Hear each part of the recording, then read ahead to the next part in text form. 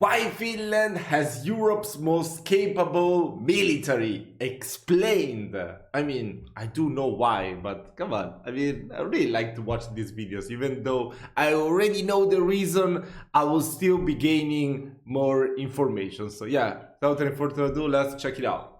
If you listen to basically any European head of state or head of military in the past 2 years talking about defense and security, the tone tends to be, well, slightly alarmed. From the Swedish defense chiefs saying that the country needs to prepare for war, to the British Minister of Defense saying that Europe is in a pre-war era, to the former chief of Poland's National Security Bureau saying that NATO has just 3 years to prepare for war with Russia.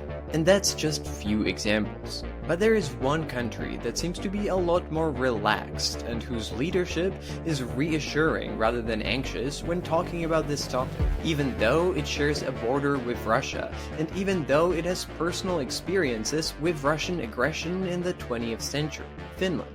Why? Well, because Finland has the most capable and combat-ready military on the continent, excluding Ukraine, which is obviously in a different situation. And unlike almost any European country, Finland is truly ready for war. Today, we often talk about how Europe needs to step up its game to deter Russia, but Finland has already been doing that for decades. And if Europe is looking for inspiration, it doesn't really have to look anywhere else. So why are Finns so confident? How does a country of just 5.5 million people have such a strong military? And why should Europe follow its example? To find out, I spoke with an expert on Finnish defense policy and military, Minna Allander. Chances would be that if Russia tried some kind of like a limited operation in northern Finland, first of all, there's this joke about like the snow that starts speaking Finnish when you get within range. So let's take a look.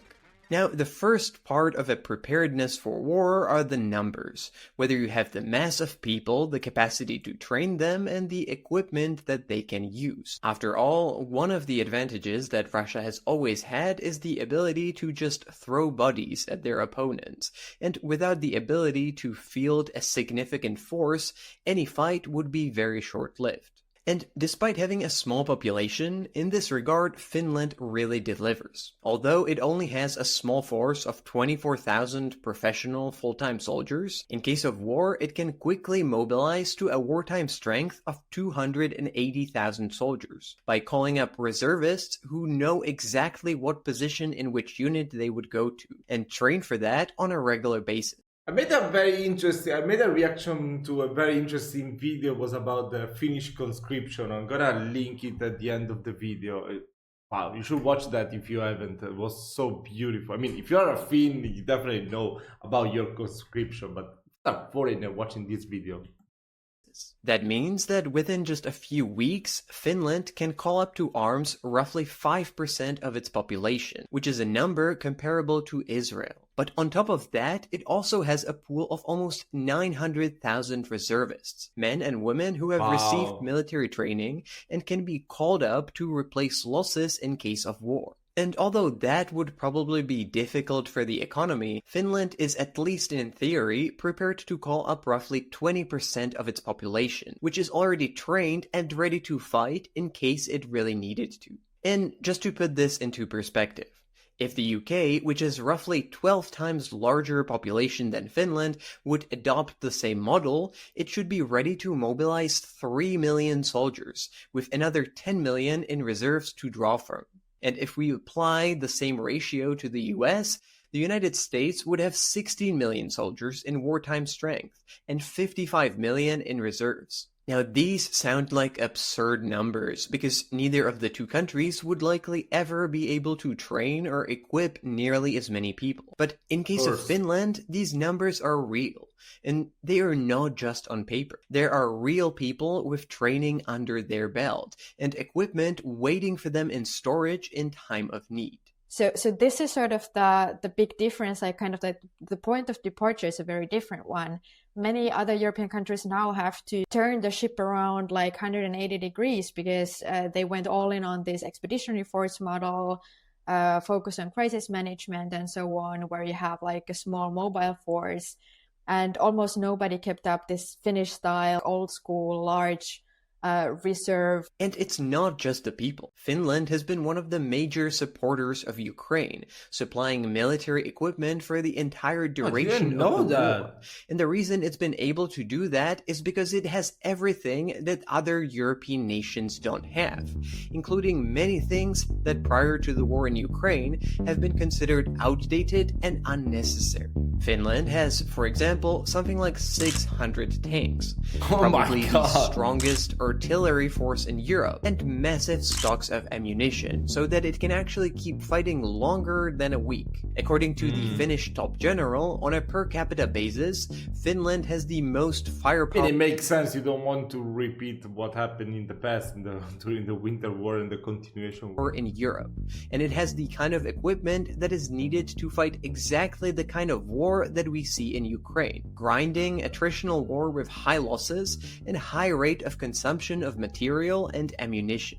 But why and how has Finland been able to amass such a considerable military, especially when compared to the rest of Europe, including other, even wealthier Nordic countries like Sweden or Norway? The Finnish defense forces have probably never been as well equipped as they are now. This is a result of very long-term and foresight analysis-based procurement decisions over the past 20-30 years. Just a quick break here. In the coming months, I will be starting a newsletter focused on what you need to know and what you might have missed in geopolitics.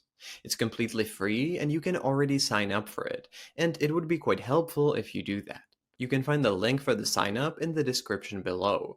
And now, back to the conversation. During the Cold War, Finland's preparedness didn't really stand out the way it does today, as everyone was forced to take defense seriously back then. For context, the West German military was twice as large as the German military today, with a wartime strength of over 1 million people. But while in the 1990s, Europe started enjoying the peace dividend and all the countries were cutting down their budgets, for Finland, the Russian threat never really went anywhere, and the Cold War had never really ended. And so, while European militaries were getting rid of warehouses full of heavy equipment that they didn't need anymore, Finland, which never cut down its military budget the way others did, went on a shopping spree, and it started buying up this leftover equipment with huge discounts. The other part of that is that although during the Cold War almost every European nation had conscription, meaning that a significant portion of their population had military training and could be called up as reservists, in the 1990s most of Europe got rid of it. But Finland never did. It still trains about 30,000 people for 6 to 12 months, meaning that its pool of trained reservists keeps getting full and refreshed. That is why Finland has been able to get stronger while everyone else's militaries became almost dysfunctional, or turned into small expeditionary forces focused on overseas counterinsurgency missions. And why have they been able to do that without breaking the bank? Because while you might expect that with a military of this size and capability, Finland had to invest a lot, that's not really the case. Since 1990, Finland usually spent less than 2% of GDP, which is pretty low. But the country was and is exceptionally smart about its military spending, because its model is actually pretty cheap. With conscription, you don't need that many professional soldiers whose salaries you have to pay every month, but you have a trained force if you need them. And because Finland bought older but still good equipment with a huge discount, it has now enough stuff to equip everyone. That's the beauty of the conscription service. One very important reason why Finland still has it is that it's the cheapest way to ensure sufficient national defense capability for such a large territory, but with a small population. Like Finland could never ever keep up such numbers of a professional force because it would be insanely expensive. Plus all the retirement payments and whatnot you have to pay then and so on. This 2% question is a really interesting one from Finland's perspective, because Finland has been in the situation that it has wanted to keep up a sufficient level of national defense capability while at the same time minimizing costs. because Finland has been under the same. Bro, I wonder, does she have a YouTube channel? I like how she talks. I want to learn more about the Finnish military. I really do hope that she has a YouTube channel telling all this stuff. Same budget pressures as everybody else, especially since the euro crisis and the global financial crisis and so on. Finland's model is actually basically the opposite than that of another European military heavyweight, Poland, which aims to build the largest ground forces in Europe. Because Poland is... Yeah, but come on, Poland is like has 7 times the population, so can be applied the same model. It's mostly building its military as a professional force, and it actually doesn't have a conscription, which, however, is a much more expensive option. But while numbers on paper are important, it's not the only thing that matters. As Afghanistan has shown, you can have a military that looks good on paper, but that will fall apart as soon as an enemy appears. And as Ukraine has shown, the willingness of a population to fight is one of the key factors which might decide whether wars are won or lost. And here Finland leads Europe once again, because consistently polls show that Finns are willing and ready to defend and fight for their country, more than any other nation on the continent, with 83% of people in Finland saying that they would be ready to defend their country in case of war, compared with, for example, just 33% in case of the UK. And that's not a coincidence. Bro! Who are the 17% that said no, they won't be able to do it? Bro, okay, I can imagine Speedy and Saku saying no, but what about the rest? What the hell? Either. Because the second key part of the Finnish strategy, apart from having a strong military, is something called a total defense. So underneath it is this whole of society approach. That means that there's extensive civilian defense structure, starting from physical things like bomb shelters and placements for explosives in bridges. These still exist everywhere in Finland, and other measures sort of like that bring together all aspects of the society and societal life, like business, media, government, administration, critical infrastructure providers, and all kinds of things that are needed to keep the society up and running. They come regularly together and exercise different like worst case scenarios to make sure that everybody knows like how to work together to keep Finland up and running. And when we see like how Russia tends to attack civilian targets, for example, in Ukraine, you kind of understand why there are these kind of extensive structures in place in Finland, that this has been thought through, like how to protect civilian parts of the society. And but would Europe be able to follow the Finnish model? And should it do that? Even if you don't like reintroduce conscription, which I don't think is necessary everywhere, and it's maybe not the best idea either everywhere. Like in Finland, it's really connected to the high willingness to defend the country, and if that's not given, it will be very hard to like introduce something like this. So I would say that this societal resilience is the part that is applicable everywhere. I think in many European countries, because of the discontinuation of the conscription and because of the professionalization of the armed forces, there has been a certain like disconnect between like national defense and the society, and that these like topics don't meet sort of, or that the society doesn't really think about it. It feels like something sort of distant and so on.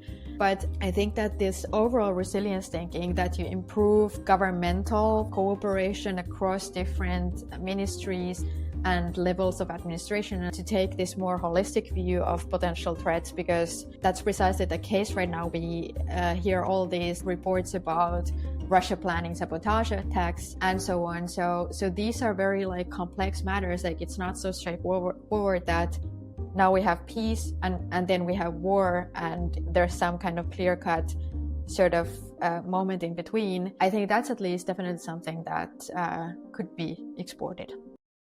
That was really interesting. Wow.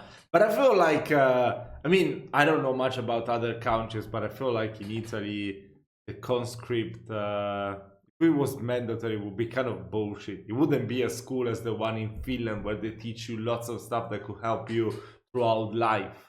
I mean, it should be a good time. I hear always my father talking about his conscription as one of the best times of his life. So maybe, I don't know. But yeah, I don't think it's going to change unless another world war will break out.